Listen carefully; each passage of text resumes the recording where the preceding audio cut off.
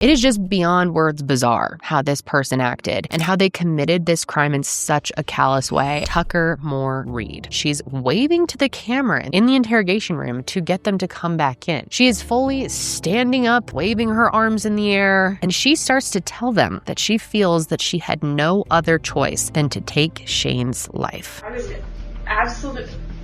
absolutely sure he was going to kill my mother. You know how, like in horror movies, the hand goes around the door? Right. How are you holding on at this point? It was only in one hand. I sort of remember just sort of having it in the air. Do you make a conscious decision to fire the... I don't think, no. Tell me about that. Because to fire a gun, and I've always thought you had to cock a gun. This doesn't do that. It just fired.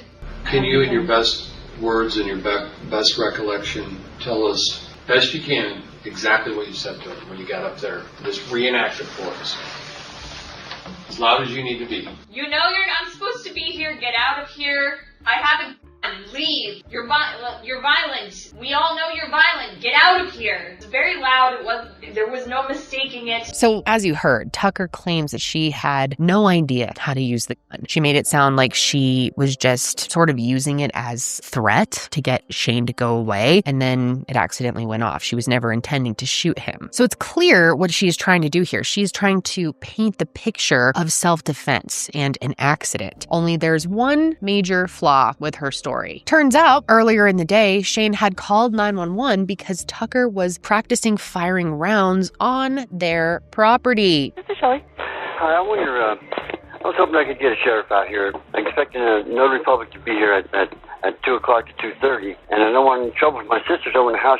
Her kid fired off a gun over there this morning. I'm afraid my sister's going to try to stop the notary public, and that's what I'm afraid of, and I don't want any trouble. So clearly she wasn't clueless when it came to guns. And it's really just upsetting to hear that Shane was worried about his safety around Tucker and about her having a gun, only to end up being killed by her, shot by her hours later. And what's even more upsetting and frustrating is that first responders never actually came to the scene for this call because they felt like it was a civil matter. And I just can't help but wonder how things would have played out if law enforcement had taken that call seriously, if Shane would still be alive.